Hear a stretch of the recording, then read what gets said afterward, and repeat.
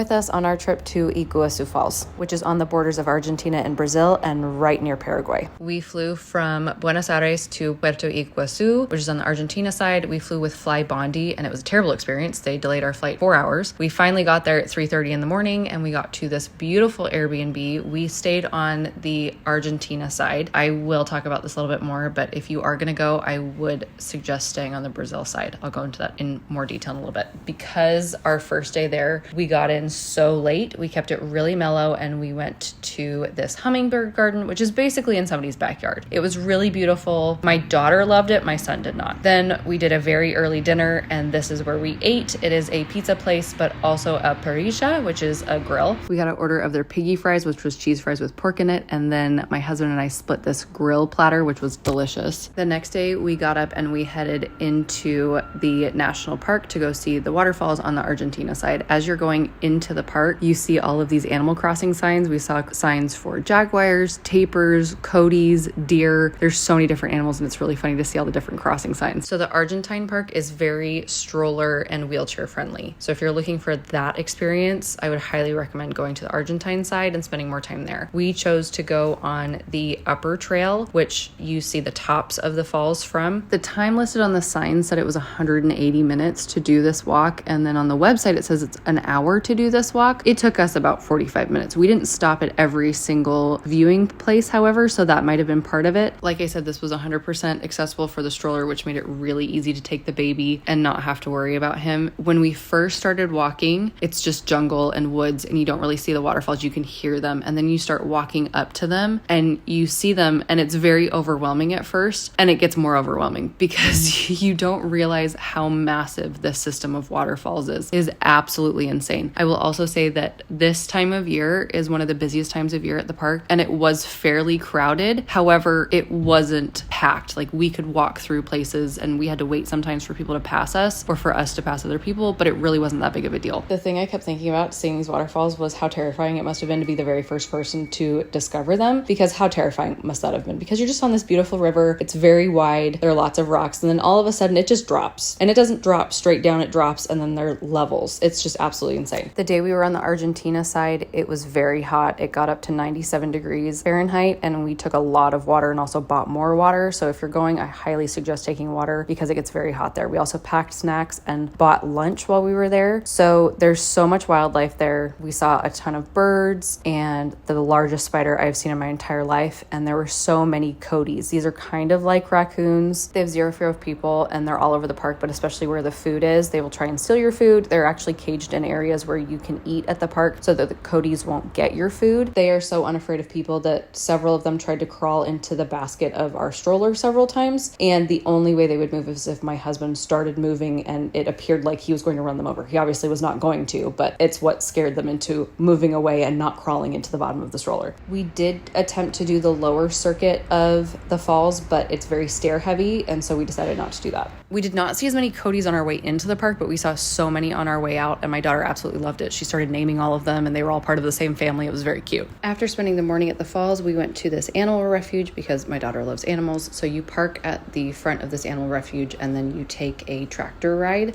several kilometers inside of their park to where the animals are located. While we did see a lot of animals in the park, this was a real highlight for my daughter, who is autistic, and her special interest is animals. So we saw a lot of parrots, mostly macaws. There was a blue macaw in here, which you don't see super frequently, and that was really cool. We also saw a lot of toucans, and I've never seen a toucan up close, especially this close, and so I was really excited about that. There were some other really cool birds in there as well that we also saw in the park, so that was neat. The majority of the animals at this refuge have been injured or been rescued, and they're being rehabilitated to be released back into the wild. There are some, like these pumas, that cannot be released back into the wild because they were infants when they were brought to the refuge and didn't learn how to hunt. So we did see a lot of really cool animals that I have never seen before, like this cat looking thing. We didn't catch exactly what kind of animal this is, but it was very interesting. There was also a mink, which my daughter says was her favorite animal in the entire place, which was kind of a surprise to me. They also had this really cool vulture, and they had tapirs. This tapir was so cool to see close up and personal. After the animal refuge, we went to Tres Fronteras, which is on the Argentina side, where you can see Brazil, Paraguay, and be in Argentina. And we ate at Puerto Ayar, which was delicious. delicious. Like, we would have gone back if we could, and just spent a little time in that area, and that was really fun. Okay, now on to day 3. We went to the Brazil side, so we had to go through border control. Once we went through, we went to the park, and this park is absolutely insane. It's much smaller than the Argentina side, but it was so cool with all of the views. It was pouring when we went, and this is not what we would have chosen, honestly, when we first started, but we bought ponchos and made the best of it, and it was so much fun. I will say that the spray coming off the falls because of the storm and the wind was very intense, so much so that I took my glasses off because